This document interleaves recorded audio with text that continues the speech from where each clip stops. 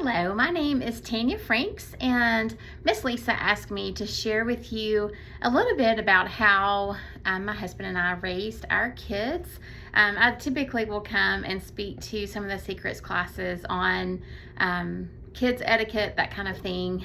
So I'm going to give you just some quick little things that we did as a family, and made lots of mistakes through it, but the Lord has been super faithful through all of it. So my name is Tanya Franks. I've been married to my husband James for 22 years now. We have 4 kids. 2 of them are pretty grown now, but our oldest is 19. He'll actually turn 20 in June, which is crazy to think about. His name is Ethan, and he is going into his sophomore year at Samford in Birmingham. And this summer he is serving the Lord at a camp for 10 weeks, and so that's a whole other story, but we're super excited to see what God's doing in his life. My daughter Lauren is 18. She just graduated from high school, so lots of fun things ahead for her. She went on her first mission trip to Peru this year, and it was just a life-changing experience for her. And we're excited to see what God has in store for her as well. And then we have a 15-year-old. His name is Adrian, and he is a mess. And so he's awesome. We love him a whole bunch. He's the most servant-hearted of all of our kids, I will say. And then we have Addison. She is 13, and she's currently at middle school camp, having the time of her life, I am certain. So we have a pretty full, busy family, but it's been just really cool just watching the Lord be faithful to our family and to them over these years. So I'm just going to share 3 main points that, as I look back and reflected on what the Lord might have me share with y'all, and these are the 3 big things raising kids. First, relationships. Second, respect. And then 3, responsibility. So relationships, respect, and responsibility. And I'm going to kind of break down each one of those. So when we think about relationships, the first one is obviously Jesus. Like, we want to give our kids Jesus because there's nothing else worth anything in life. So as we're pointing our kids to Christ, it's super important that we as parents, we as moms, especially because they're with us more than anybody else when they're little, but that our walk matches our talk. So when we're telling them to do things, when we're telling them to be kind, when we're telling them to treat others with respect, when we're telling them to obey different things, we want to make sure that on the flip side, we are being kind, that we are being considerate, that we are being compassionate, that we are extending grace, that we are being obedient to the things that we're supposed to. Because that's one thing that I have noticed over the years is so many times I would be correcting my younger kids, and the Lord would be like, hello, that's you. Like, you fix that. And then you help them fix that. And I'm sure that you've experienced that same thing. So just making sure that what we say matches what we do. I do believe that one of the greatest reasons so many adult children walk away from the Lord is because they've grown up in a very nominal Christian home, to where we may say one thing is important and put word value somewhere that we put no action value to. So just making sure that we're doing those things that we say are important. And that goes along with that, to model what you teach. So if you're encouraging your child to be compassionate to people, let them see you taking meals to people who are sick, or let them see you making a visit to someone in the hospital. Let them see you doing kind things, helping people in need. Let them see that. So model what you're teaching to them. Take them with you to those places when you can. I know we can't always do that, but if a friend has a baby, or not even a friend, but maybe somebody from your life group has a child and you're going to take them a meal, let your child help you prepare it, and then let your child go with you and explain to them why it's important to take them a meal. They've just had a baby and it's hard for them to cook, so we're going to help them by taking them a meal. So just talking through those things and taking them with you to let them be a part of that ministry. Pray for people with them. So from the time the kids are super little, let them be involved in praying for other people. Let them be involved in praying for our church and praying for our pastor and those kind of things. When you're driving down the road, the Bible says, talk of scripture all along the way as you walk along the way. Well, we drive along the way most of the time. So talk about things as you drive along the way. So a funny story with driving along the way.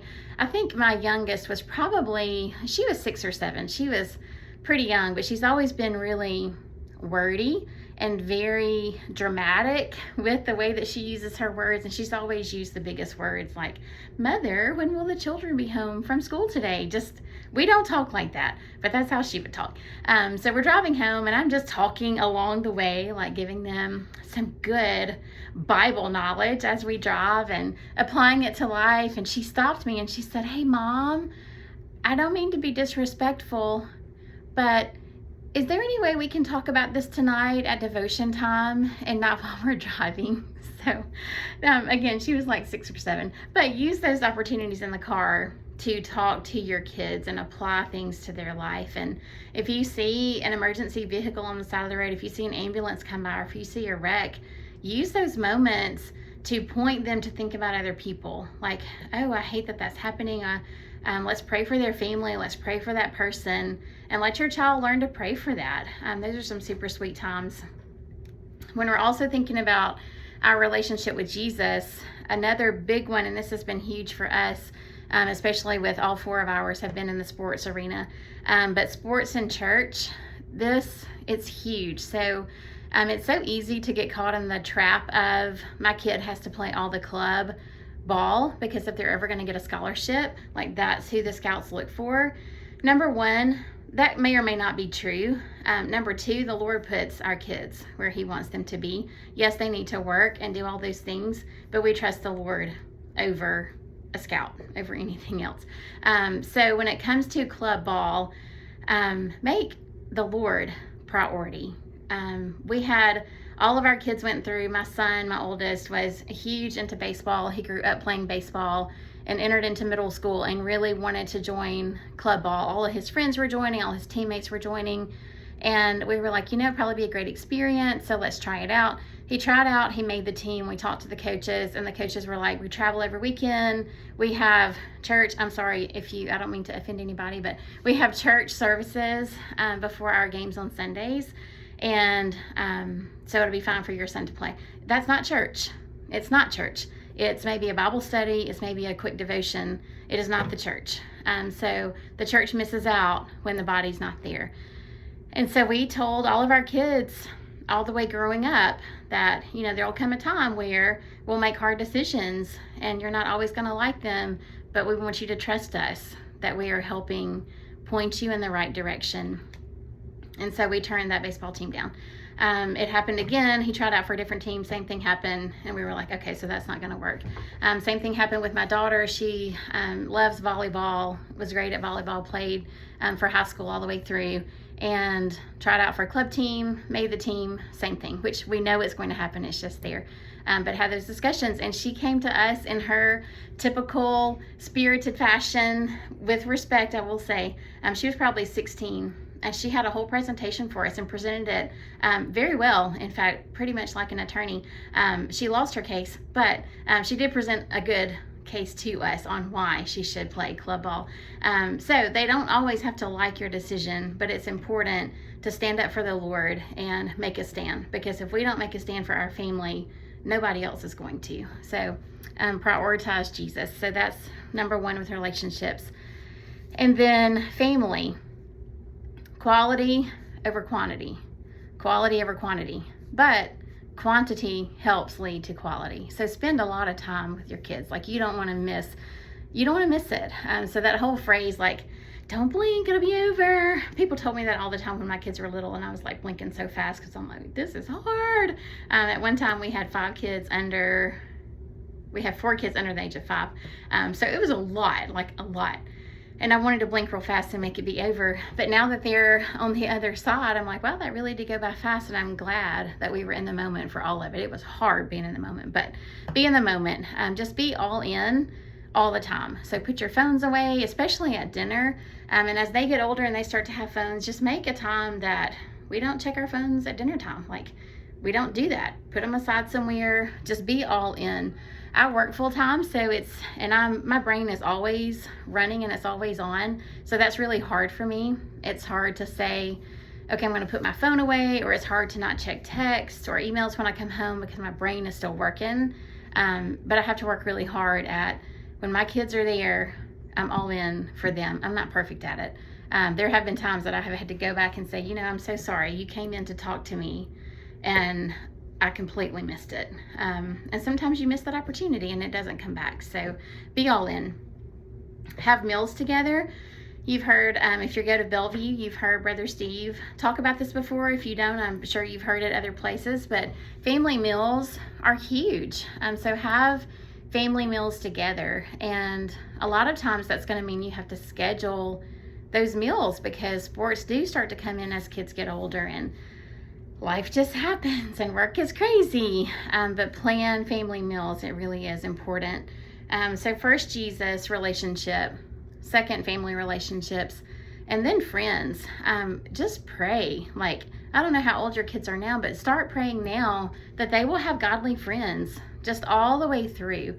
And as they get into places where you notice they're picking up some unhealthy habits, pray more that the Lord remove that. I have watched the Lord do that in my kids' lives, especially in my girls' lives. So when my youngest was in kindergarten, she was in a group of just very dramatic girls. And I just prayed and prayed, like, Lord, help her to be wise in this. Help them not to sway her in her attitude and behavior. And at the same time, remove anybody that needs to be removed. And, several of those little girls moved out of town the next year. I'm not joking. So the Lord just kind of has a way of doing that. My oldest daughter has a friend who is her very best friend, and we have claimed her as our own. But when they were in middle school, was really just not a great influence, to be honest. And she didn't know the Lord, and that's just gonna come along with it. And I just began to pray, like, as much as I knew it would hurt my daughter to lose her, I just began to pray, like, Lord, distance their friendship if that is not healthy. And do you know, the next year her parents decided to homeschool her. And so she started to be homeschooled. And then somewhere along the way, she came to know the Lord, and she came back to that school, and now they are super best friends. And I've been discipling she and my oldest daughter for this year. So it's just been really cool to see how the Lord has come full circle in that. So pray for godly friends. Set clear guidelines for your kids when they're hanging out with friends, starting early on. Like, don't look at things that you don't need to look at. Call me if you have a question. If this is the movie that there's anything in your mind that says, I wonder if my parents would be okay, tell them to call you. Let them talk through that with you from a friend's house. And then have hard questions or have hard conversations with your friends, with their friends' parents. Like, those can be hard, especially if you don't know them well, but it's those that you don't know well that you have to really get to know, so that if it's a safe environment. So there have been times that I will say that I would ask parents, I don't mean to intrude, but what is your stance on alcohol? Do you have any alcohol that is in your home? Because we feel very strongly about that in our home, and I don't want my children exposed to that at someone's house. The same thing with movies that they're allowed to watch at other people's houses, just making sure we only allow them to watch this type of movie, or we don't allow this kind of movie or this kind of music or these YouTube videos or these video games, whatever it is. Like, stay current on what's happening so that you know how to best intervene in those situations. So friends, pray for godly friends. And then lastly, on relationships, is relationships with others. So we always want our kids to be focused on other people, and specifically people who may be different than them. So two things that I always said to my kids were, when you walk into a room, and this is from like little bitty on, when you walk into a room, look for somebody who needs a friend. Because one, that takes our mindset off of us. This is good practice for adults as well. It takes our focus off of us, who's going to talk to me, and it puts it on, who can I talk to? Who can I be a good friend for? So look for somebody who needs a friend. And secondly, when you walk into a room, again, this is good advice for us. When you walk into a room, ask, who do you want me to minister to today? And when we're asking the Lord, who do you want me to minister to? What are we thinking about? We're thinking about his purpose, his plan, who he wants us to talk to. Again, we're not thinking about who's going to talk to me and are they going to make me feel welcome and all those things. So teaching our kids those two things will set them up for success when it comes to thinking and being others focused. Okay, so that was relationships. Second is respect. And Miss Lisa, I'm so sorry if this is going way too long. But the second is respect. So with this one, let's talk about God's rules. That's the most important thing. We want to follow the Bible. We have to know the Bible to follow the Bible. And we need them to know the Bible so that they can then follow the Bible. Use biblical words when you're training and when you're disciplining them. Like a lot of people will say, mind me, or don't tell me a fib or something like that. Don't do any of that. Like, just make it clear. Don't tell me a lie. Be honest. Tell the truth. That's biblical. Do not lie. Tell the truth. Talk about obedience. It's not minding you, it's obeying you.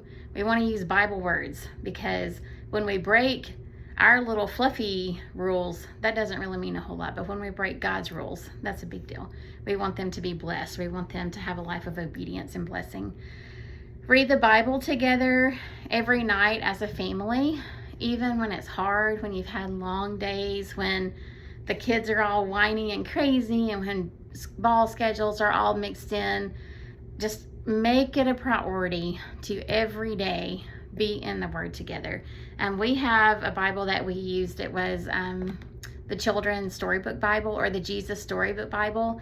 It is amazing. The Lord used it to speak to me so many times on a child level. I feel like I learned like that a lot of times. But read the Bible with them. And again, talk about it. Explore questions. Let them ask you hard questions. They will ask hard questions. And if they ask you questions you don't know, it's okay. Tell them, you know what? That is a great question. I need to figure that out for myself. And figure out what the answer is. Ask the Lord to show you what the answer is. Do research. And then go back and talk to your child about that. So with respect, first we're going to respect the Bible. We're going to respect God's rules. And then second, respect parents. That's a big deal. So respect parents. Honor your parents. So that's no attitude, no stomping feet, no rolling your eyes. My daughter rolled her eyes at me one day, and I quoted her the verse about the ravens will come and pluck your eyes out. And she said, that's not a verse. And yes, it is a verse. And so I read it to her and showed her, and she was like, will the birds really come and pluck my eyes out? And I was like, I don't know, but I'm telling you what the Bible says. Don't roll your eyes at me.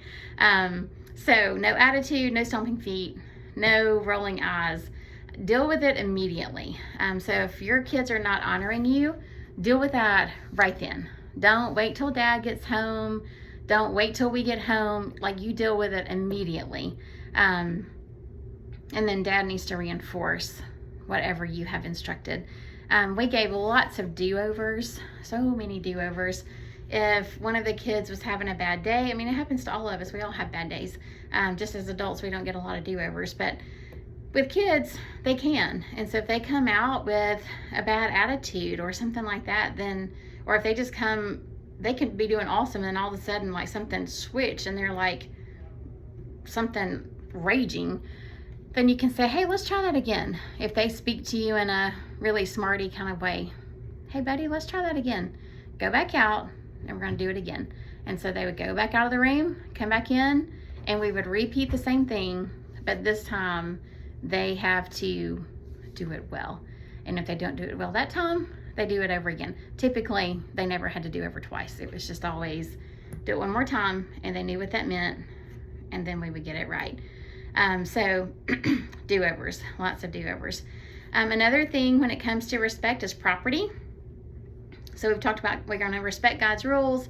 We're going to respect our parents. We're going to respect property. That's property at your house. Like, don't just break toys. Don't just throw something down the staircase. Don't yank the handle off a cabinet. Like, respect property. But then also respect property when we're in other people's houses.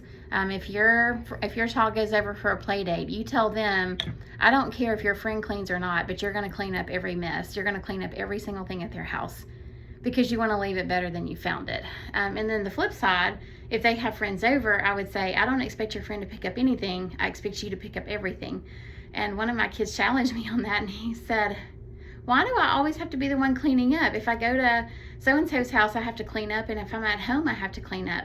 And I'll say, because you're being responsible for the things that you've used. So no matter where you go, you be the one to clean. And it's funny, the one who asked me that question, he's the most servant-hearted that we have, and he's actually having friends over. He's 15. He's having friends over this afternoon, and he cleaned literally all day long yesterday. I didn't even have to ask him to. I got home and my pantries were reorganized, and he had reorganized the whole refrigerator, just done everything. So teach them young, and the Lord will do a work. So respecting property, and then respecting teachers. I think this is huge. I've never been a teacher. My mom was. And I would just say, assume your child is wrong.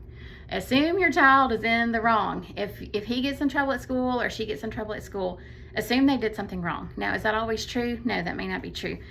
So hear the story, but just realize your child is not perfect. And the teacher is not all bad. So listen to your child.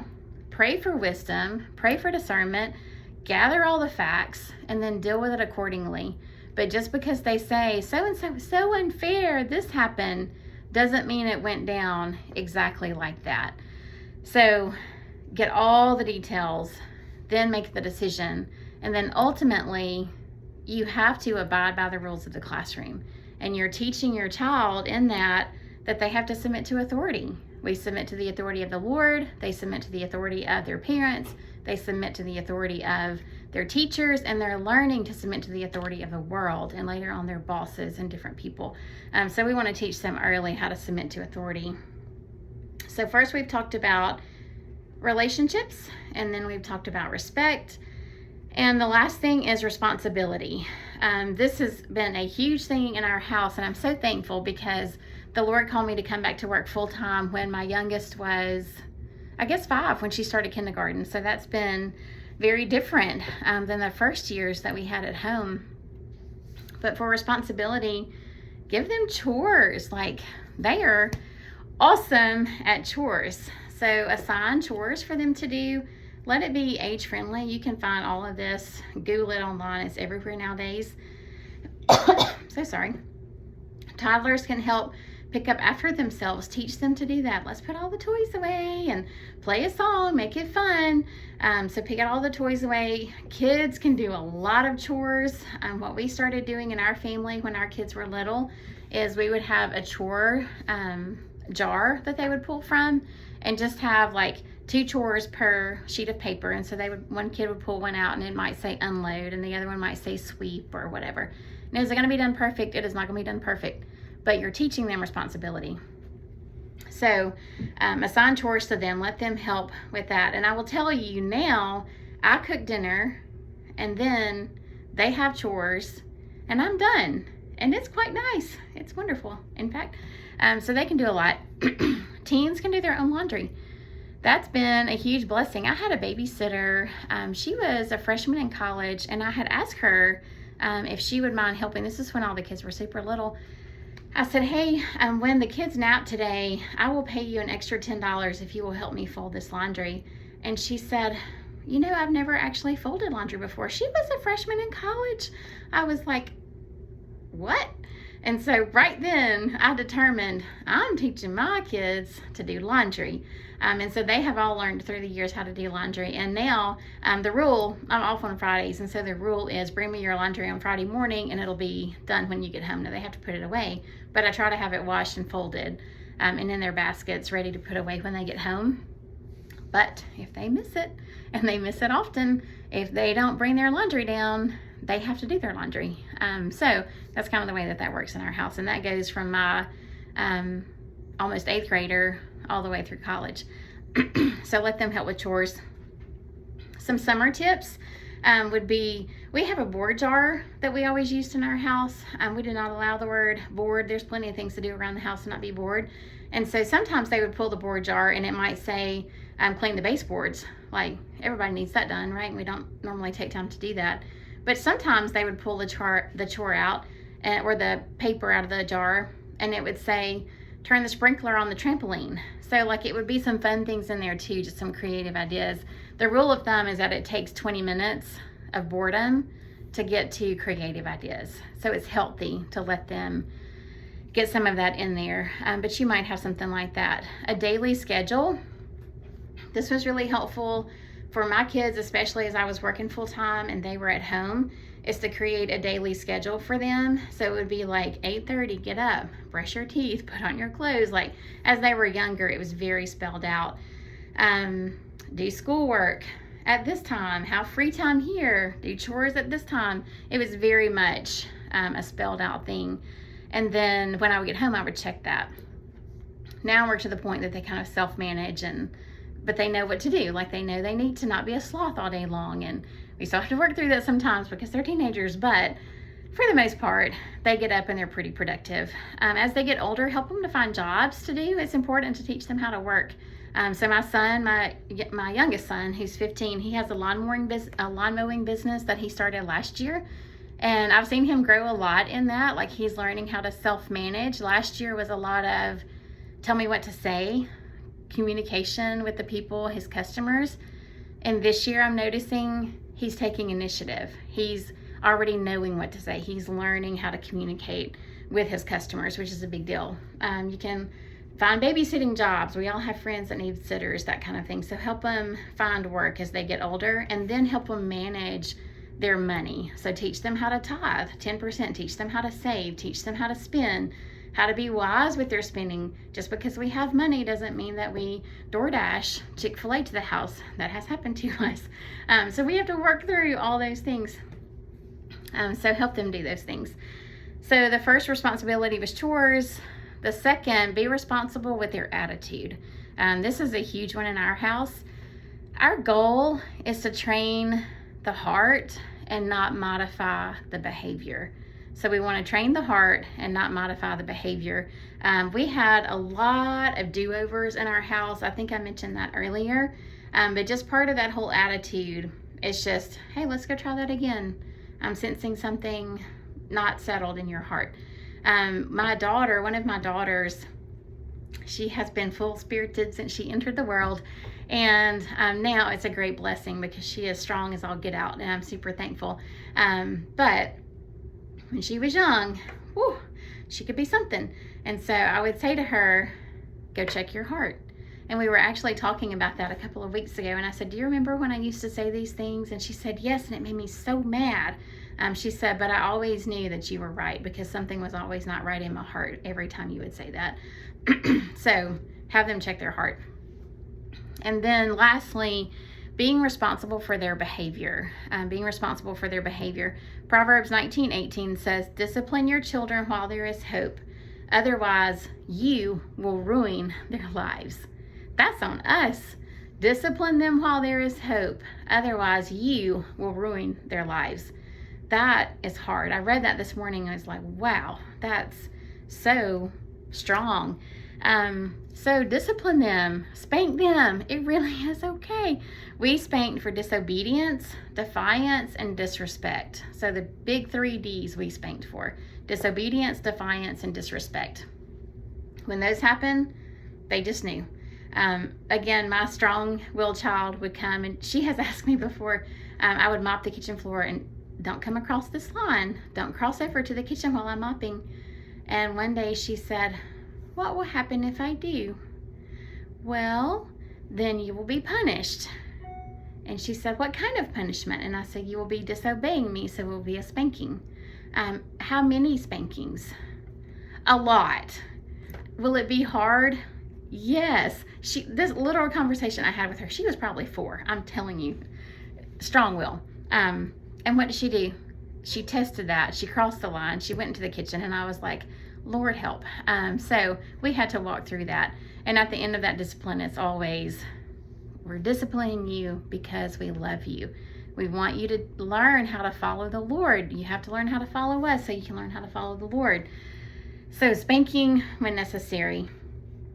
Praying, every child is so different. So just pray, Lord, help me know how do I train and discipline this child. A book that was really helpful for me was called Creative Correction by Lisa Welkel. She's from The Facts of Life. Y'all are probably too young to know what that is, but Creative Correction is the name of the book. It's very full of just very creative ideas. Another great book is Have a New Kid by Friday. So if you're having some discipline issues in the home, Have a New Kid by Friday is 100% great. You want to set them up for success. So if they're little and you're going out to a restaurant, take a few little toys with you, not like your whole toy box, but a few things that they can just do something with their hands with. Sit in front of the aquarium, sit near the window facing outside, just to give them not just staring at you the whole time. So set them up for success. But before you walk into stores, give them expectations. Tell them, okay, we're going to be here for this long. This is what we're getting. We're not getting anything else. Set them up for success. Train them to stay in bed. This was a huge one for me because I'm a better mom when I have spent time with the Lord. And so I would teach them when my oldest was little. You know how they just try to crawl out of bed. So when he was little, I put a digital clock in his room and I taught him, I wrote a sign at the top to match the numbers. And so it would be like 700. And I would say, when these numbers are all the same, you can get out. And he knew what that meant. We had to train him in that, but he figured out, okay, if these numbers are not the same, then I cannot get out of bed. So he would wait. He always woke up early. So he would wait until it said 700. And then he would get out of bed. So train them to stay in bed. And then a happy heart, that goes back to attitude, all of those things. Train them to have a happy heart. It's a training mechanism. They won't always just have a happy heart. So train them to have a happy heart. I called it booty training. I know that sounds bad. But when they were super little, I mean like toddlers, 3 to probably 18 months even, I would do like intentional trainings in the den. And I know this may sound mean and y'all might want to call the cops on me, but it was fun. But I would have my spanking spoon and I would put something on the coffee table. And I would say, okay, we're going to have a training and I'm going to tell you something and I need you to obey. Yes, ma'am. And so I would sit something on the table and I would say, do not touch that. And we would just go through it. Well, you know what kids are going to do. They're going to try to touch it. And I would put it on the table, do not touch that. And when they would touch it, I would pop their little leg. Not real hard, not like beating them, but just pop their little leg. Going through malls, same kind of thing. Don't run from me. And if they would, a little pop. Probably don't do that today. You might go to jail. But do training. Teach them how to quickly obey. You want them to obey quickly, the right way, all the way, really quickly. And then dealing immediately with things when you go into public. So again, not saying, we're going to wait till we get home. You just wait till we get home. Like, go to the car right then. Is it going to be a pain? Yes, because you have to leave your whole shopping cart. Is it worth it in the end? Yes, because you were training your child. That's your number one role. So deal immediately when you're out in public. Probably don't do it right up under the camera system because you know how people are. And then Proverbs 19:20, just to kind of close, says, get all the advice and instruction you can, so you will be wise the rest of your life. That is a great, great verse, just a motivator for us as we teach our kids, because we want them to be wise for the rest of their life. So again, it's Proverbs 19:20, and it says, get all the advice and instruction you can, so you will be wise the rest of your life. Our goal is not to have good kids. Our goal is to have godly adults who love the Lord with all of their heart, with all of their soul, with all of their mind, with all of their strength. And if we will do these things to point them in the right direction, the Lord will be faithful and do his part. He says, train up a child in the way he should go, and when at the end, he will not return from it. So train up a child in the way he should go, and when he is older, he will not depart from it. So train up your children and it will be worth it. Thank you for letting me speak. I know that I talked a long time. I'm so sorry, but hopefully some of this the Lord will use in your lives.